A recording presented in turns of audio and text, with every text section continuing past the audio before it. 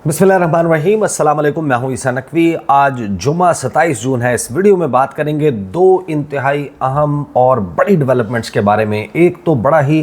खौफनाक मंसूबा है जिसका इंकशाफ या एतराफ़ अब सामने आ रहा है इसराइल की तरफ से। इसराइल के वज़ीर दिफ़ा, जिनका ख़ुद का नाम इसराइल काट्स है,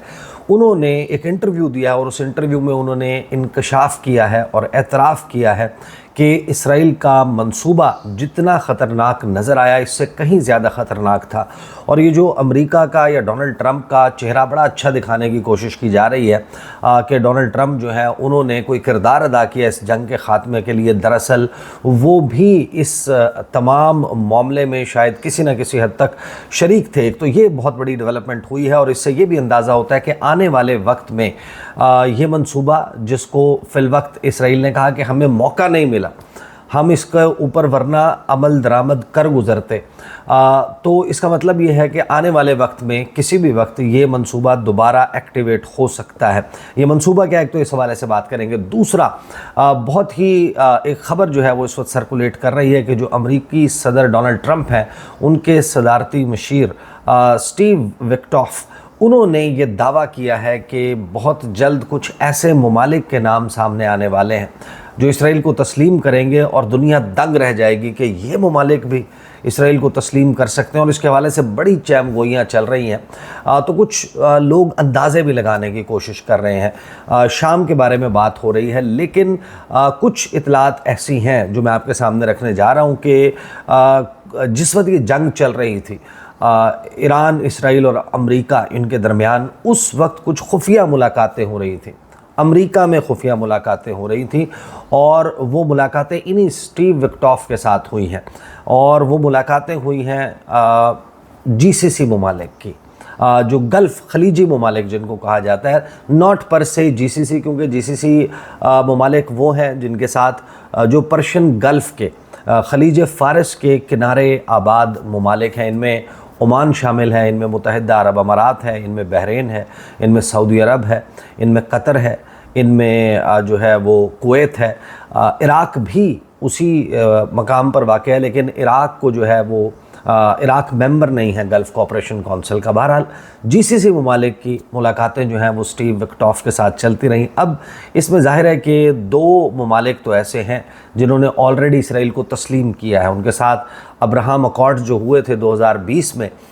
उसमें जिन चार ममालिक ने, जिन चार अरब स्पीकिंग कंट्रीज़ ने, या जिन चार मुसलमान अरब स्पीकिंग कंट्रीज़ ने इसराइल को तस्लीम किया था, उसके साथ ताल्लुकात को नॉर्मलाइज़ किया था, उनमें मराकश शामिल था, उनमें सूडान शामिल था, उनमें मुत्तहिदा अरब अमारात और उनमें बहरीन, ये ममालिक थे। तो जब ज़ाहिर है कि ये दावा किया जाएगा अमरीकी सदारती मशीर की तरफ से कि कुछ ऐसे ममालिक हैं कि जो तस्लीम करने जा रहे हैं और दुनिया हैरान रह जाएगी, वो नाम जल्द सामने आएंगे, तो वो ज़ाहिर है कि कम से कम इन दो ममालिक की बात तो नहीं कर रहे ना, कि जिन्होंने ऑलरेडी, या उन चार ममालिक की तो बात नहीं कर रहे कि जिन्होंने ऑलरेडी जो है वो इसराइल को तस्लीम किया हुआ है। और क्योंकि उनकी मुलाकातें अब कुछ ऐसी तफसीलात आ रही हैं कि उनकी मुलाकातें स्टीव विक्टॉफ की जो खलीजी ममालिक हैं उनके कुछ लोगों के साथ इस दौरान होती रहीं, और उनके ज़रिए अब एक डील भी ऑफ़र करने की कोशिश की जा रही है ईरान को। तो उसके फ़ौरन बाद उनका ये कह देना कि ऐसे ममालिक सामने आ रहे हैं, और फिर एक न्यू मिडल ईस्ट का प्लान वो भी तरतीब दिया जा रहा है अपने तई। कुछ बातें चल रही हैं कि चार ममालिक हैं जिनको गज़ा का कंट्रोल दे दिया जाएगा, और कुछ ले दे करके नेतन्याहू जो है और इसराइल उनके साथ, और फिर एक नया पीस अकॉर्ड जो है वो मिडल ईस्ट में करने की कोशिश की जाएगी। और इस नई सेटलमेंट के तहत कुछ बहुत सारी चीज़ें होंगी कि हमास के जो लोग हैं उनको जला वतन कर दिया जाएगा, जो गज़ा में नहीं रहना चाहते उनको किसी और मुल्क या किसी और सेटलमेंट में शिफ्ट कर दिया जाएगा। बहरहाल ये इस किस्म का जो है वो मंसूबा चल रहा है। तो जो बातें चल रही हैं उनसे अंदाज़ा यही होता है कि जो नाम है वो हैरानकुन हो सकता है। यकीनन जिनसे वो राब्ते में हैं, तो उन ममालिक में से कोई मुल्क जो है, खलीजी ममालिक में से एक या दो ममालिक जो हैं वो सामने आ सकते हैं और वो इसराइल को तस्लीम कर लें। इसके लिए नेतन्याहू ने तो बाकायदा जो है वो अपनी बाहें खोल दी हैं और वो वेलकम कर रहे हैं। वो चाहते हैं कि ज़्यादा से ज़्यादा जो अरब ममालिक हैं, और वो अब एक न्यू नॉर्मल बेसिकली इस्टेब्लिश करना चाहते हैं इस जंग के बाद। अब इसमें ज़ाहिर है कि कुछ डेवलपमेंट साइड बाय साइड चल रही हैं, बहुत सारे ममालिक से राब्ते हो रहे हैं, अमेरिका बहुत सारे ममालिक से राब्ते में है। जिस नई ऑफ़र की बात चल रही है उस पर खैर सेपरेटली बात करेंगे। अभी तो ज़ाहिर है कि मुद्दा ऐसा है कि जिसमें जो इसराइल के वज़ीर दिफा हैं उन्होंने इंटरव्यू दिया है और लब कुशाई की है। अब ज़ाहिर है कि क्योंकि जंग ओवर हो गई है, तो उनकी जो गुफ्तगू है वो दो पैरायों में देखी जा सकती है। एक तो ये कि अब अपना मंसूबा कुछ ऐसा बता दिया जाए कि जिससे ईरान के ऊपर दबाव पैदा हो, एक साइकोलॉजिकल जो है वो आप इसको कह सकते हैं हरबा, कि नफसियाती हरबे के तौर पर इसराइल के वज़ीर दिफा कुछ ऐसी बात करें कि अच्छा हम तो अभी जंग रुक गई और हमें मौका नहीं मिला, वरना हमने तो ये काम भी करना था। तो शायद उससे ईरान मरगूब हो जाए, ईरान जो है उसको लगे कि अगर दोबारा हमने इनकी बात अगर हम नहीं मानते, सकम नहीं करते, सरेंडर नहीं करते, इनकी जो ऑफ़र है,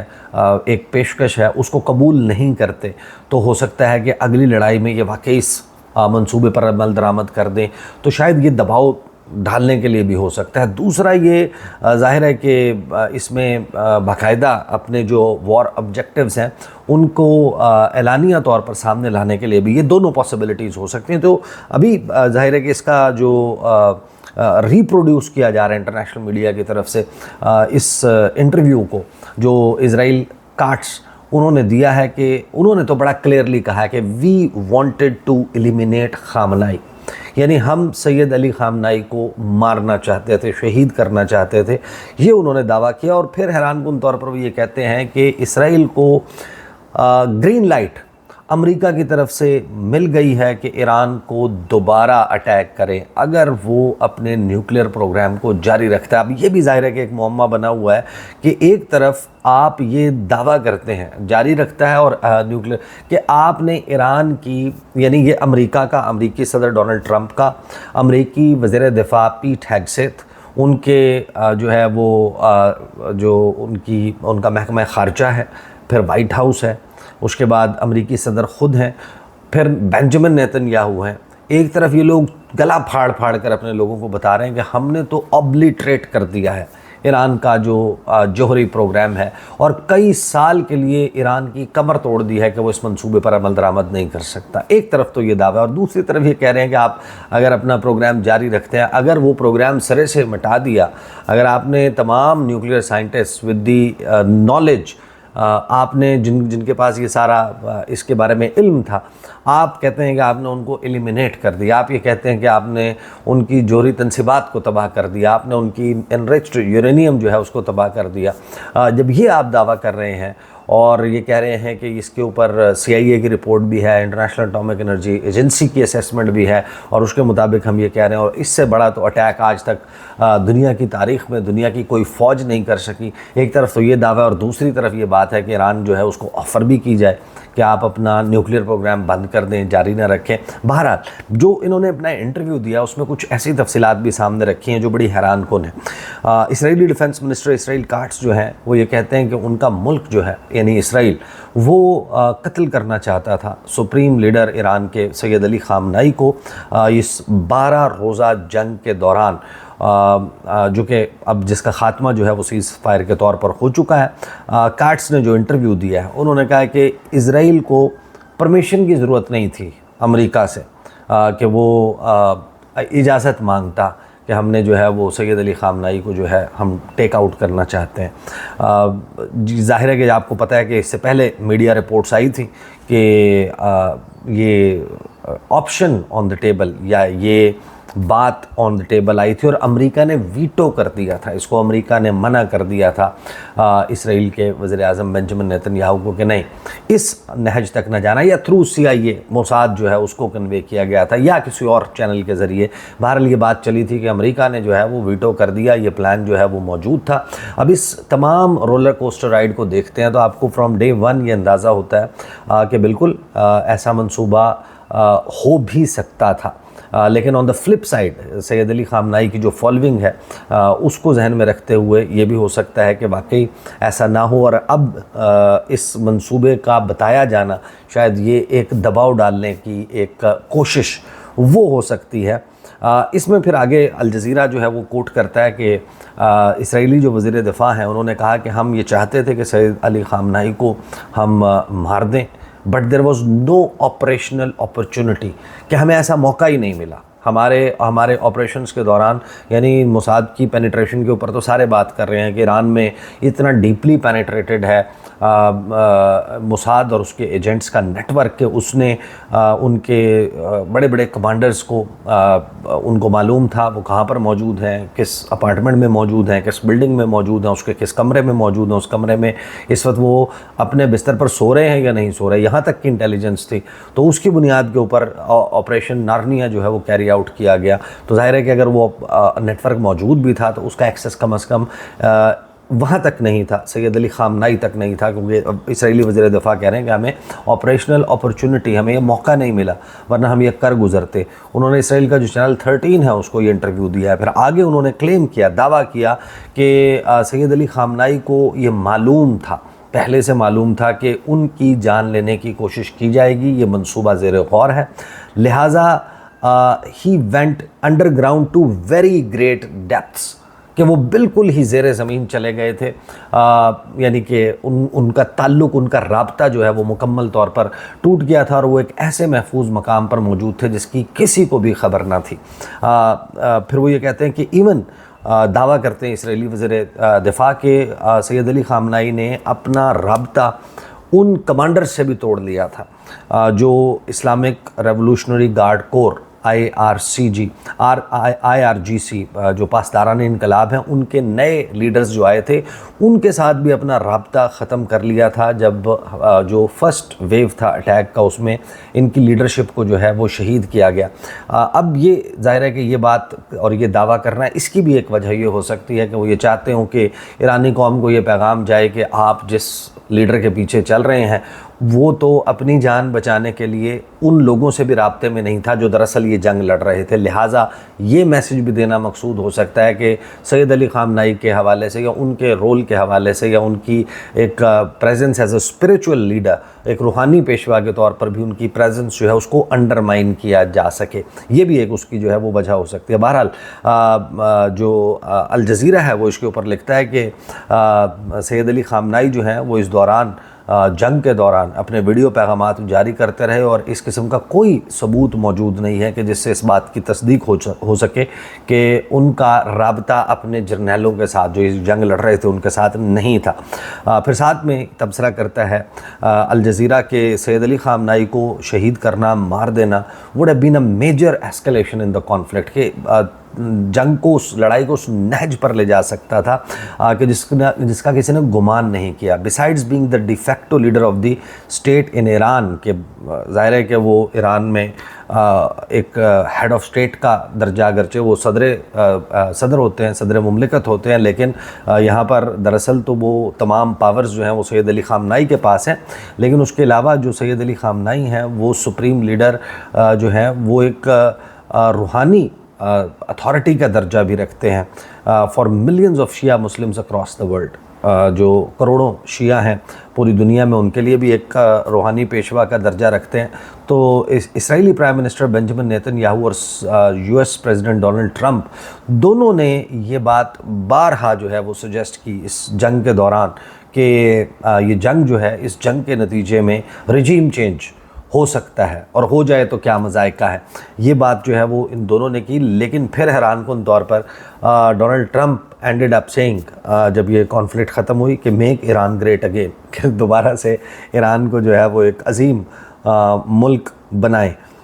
کارڈز کے جو کامنٹس ہیں وہ آتے ہیں کیسے وقت میں کہ جس وقت ایک کنفلکٹنگ رپورٹس موجود ہیں کہ کتنی بڑی ڈسٹرکشن ہوئی ہے ایران کی نیوکلیئر کیپیبلٹی کے اوپر، پرائمریلی اس حوالے سے کہ یہ جو امریکہ نے فوردو میں بامبنگ کی ہے، نتانز میں کی ہے، اصفہان میں کی ہے، جبکہ سید علی خامنائی نے جب یہ انٹرویو چل رہا تھا تو اسی دوران سید علی خامنائی کی بھی جو اسٹیٹمنٹ سامنے آئی ہے کہ جو امریکہ کا یہ دعویٰ یہ بہت ایگزیجریٹڈ ہے، بہت بڑھا چڑھا کر یہ بیان کر رہے ہیں کہ جو امپیکٹ ہے اسٹرائکس کا شاید کوئی بہت زیادہ تھا۔ جو اسرائیلی وزیر دفاع ہیں انہوں نے کہا کہ ان کے ملک کو یعنی اسرائیل کو گرین لائٹ مل چکی ہے ڈونلڈ ٹرمپ کی طرف سے کہ وہ ایک اور حملہ لانچ کر دے ایران پر اگر ہمیں یہ لگے کہ ایران جو ہے وہ اپنے نیوکلیئر پروگرام پر دوبارہ سے پروگریس کرنا شروع ہو چکا ہے۔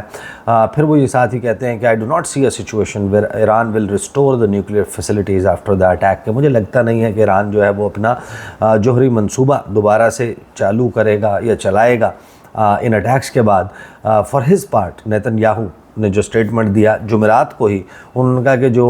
اس جنگ کا نتیجہ ہے اس نے ایک ونڈو آف اپرچونٹی کریٹ کر دیا، ایک نیا موقع جو ہے وہ کریٹ کیا ہے کہ فارمل ڈپلومیٹک ایگریمنٹس کیے جائیں اب عرب ریاستوں کے ساتھ، کہ فارمل جب آپ یہ کہتے ہیں کہ اب وقت آ گیا ہے کہ اب ہم فارمل باضابطہ ایگریمنٹس کر لیں عرب ممالک کے ساتھ، تو اس کا مطلب یہ ہے کہ آپ یہ کہہ رہے ہیں ان ادر ورڈز کہ آپ کے انفارمل ایگریمنٹس موجود ہیں عرب دنیا کے ساتھ، اب ان کو جو ہے وہ سرکاری اور باضابطہ ان کو شکل دے دی جائے۔ تو ایک طریقے سے وہ بھی بتا رہے ہیں کہ واٹس کمنگ، اور یہ جو جادوگر ہے اس کے ہیٹ سے جو ہے وہ کس قسم کا کبوتر وہ نکال کر اڑانے والا ہے۔ پھر آگے the conflict ended with a US brokered ceasefire after Iran responded to the US strikes with a missile attack on Qatar's Al Udeid air base which houses US troops۔ پھر وہ یہ کہتے ہیں